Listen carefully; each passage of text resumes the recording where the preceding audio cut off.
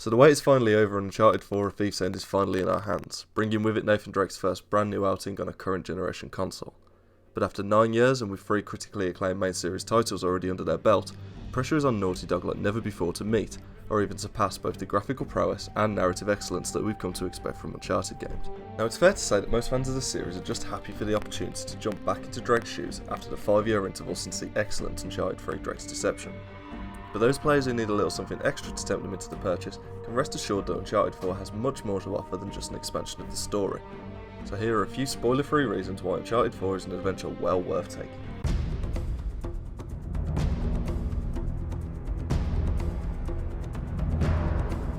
Now most gamers will tell you that graphics are the least important part of a game. I mean, if a studio can provide you with a title that has innovative and exciting gameplay features, tight controls and a solid story, a few dropped frames and some unrealistic character models should be the least of your worries. But that doesn't mean that visuals should be entirely overlooked when doling out praise, especially when that praise is well deserved.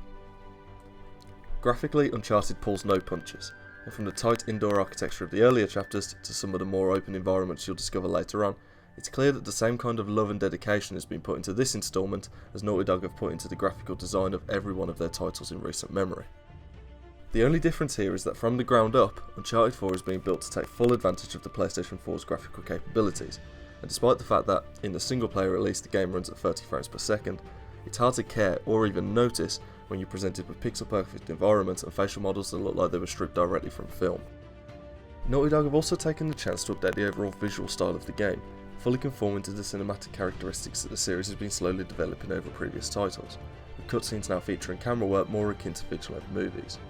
The heads-up display also draws less focus away from the environments and characters, opting instead for a minimalist style, much like Naughty Dog's previous game The Last of Us. This, combined with the fact that the game features full cinematic opening credits, give a great sense that you as the player are part of a huge cinematic story, much like those that inspired the series' creation in the first place.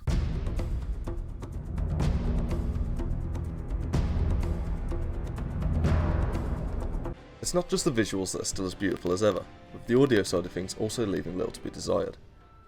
Series regular Nolan North of course reprises his role as protagonist Nathan Drake, which, alongside the vocal talents of Richard McGonagle, Emily Rose and industry titan Troy Baker as Victor Sullivan, Eleanor Fisher and newcomer Samuel Drake respectively, do wonders to draw the players into the world, providing the same combination of sarcastic humour and relatable emotion that have been present in Naughty Dog games for the past decade. Give me the crucifix. Lady, you're lucky I'm a gentleman. Musically, the game still opts for an orchestral feel, complementing the fast-paced action and adventure with overtures not unlike those found in blockbuster movies of the same genre, allowing every set piece to feel just that little bit more epic.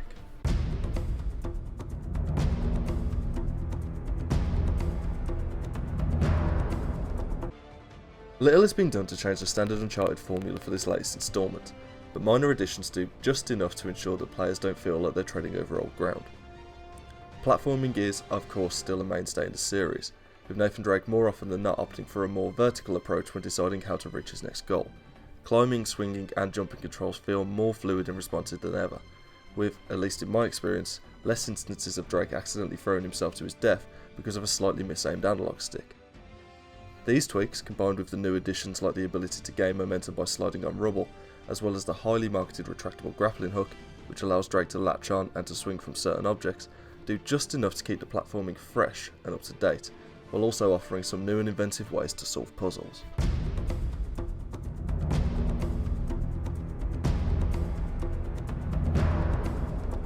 Speaking of which, puzzles are still a huge part of the game, with the ancient civilizations Drake comes into contact with hiding their most valuable treasures behind complex systems of inventive and mind-tasking conundrums. What is great about Uncharted 4 is the fact that little is done to aid players in solving these puzzles, whereas other games of similar type, including previous installments of the Uncharted series, take every opportunity to explain the resolution of the puzzle in order to avoid alienating players who are unable to solve it. Here, the room will remain silent for the most part, allowing players themselves to figure out how the puzzle works through a series of trial and error, and although this may seem daunting for some players, the feeling of accomplishment when a puzzle is finally completed in this way is something that is well worth working for.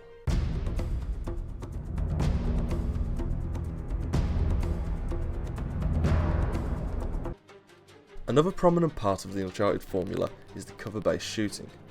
and Uncharted 4 brings that back with a bang, pun intended. Shooting at its core will feel familiar to fans of the series, but minor tweaks to the way that gunplay is handled means that the multitude of gun battles now feel like less of a dreaded stopgap between the more enjoyable parts of the game, and now feel like more of a welcome part of the overall Uncharted experience. Bullet damage now follows a more realistic approach, with enemies unlikely to remain standing after receiving what, in the real world, would result in a bit more than a bump on the head. But don't think that means you get off lightly, because although Drake has taken his fair share of beatings in the past, he's no son of Krypton, and too many hits will put him down before you have a chance to react, which, even with the addition of the optional aim and camera assist, results in firefights that feel more tense and reactive than ever before.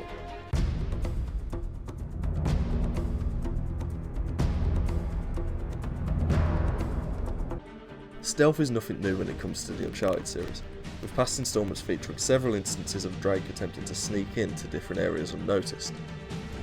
But at no point did it ever feel like the stealth mechanics was something that were really fundamental to the overall experience, seeming more like an addition that was tacked on, rather than something that was a key part of the development. And,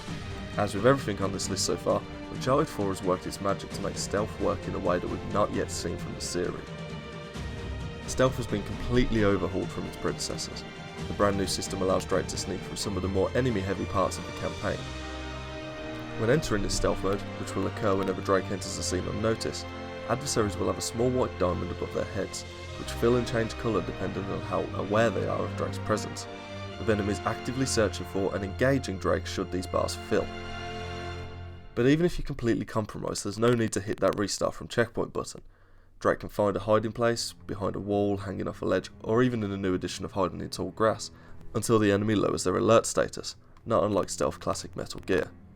And although we've got no problem with doing things the old-fashioned way, i.e. jumping through a window and shooting our way back out of there, it's great to see that even this far into the series, Naughty Dog isn't afraid to give players some new ways to get through the game.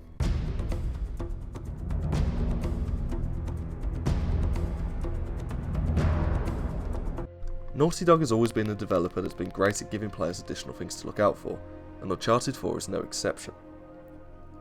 Treasures make their return for the 4th time in the series, 5th if you count the great Uncharted Golden Abyss on PS Vita, which provide a completionist element to the otherwise fairly linear game. For those unfamiliar, treasures act as a collectible of the series. Sprinkled all throughout each level, Drake can find artifacts from various time periods, which provide no real gameplay advantage, despite the ability to unlock new outfits and features, but nonetheless are a nice addition for those players looking to make the most out of the experience.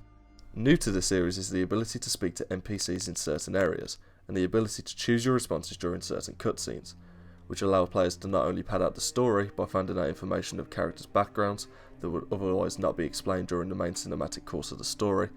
but also give a reason to go back and play through certain areas of the game once the main story has already been completed, giving you even more value for your money.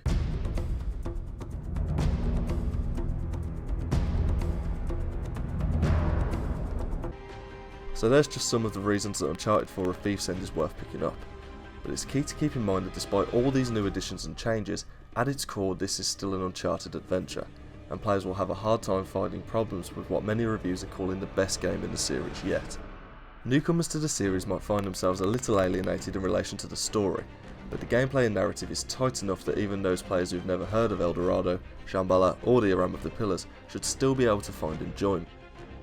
It's clear here though that the main focus is on fans of the series, with references to previous titles, Easter eggs to old adventures, and a fitting continuation of the character arcs of beloved characters. This Uncharted, alongside being the best that we've seen in the series, is also the greatest celebration of the series as a whole that we've seen to date. Hey everyone, thanks for sticking around for the whole video. If you like this kind of thing, don't forget to like and subscribe. If you want to see more stuff like this, let us know in the comments. And other than that, thank you very much for watching. Bye.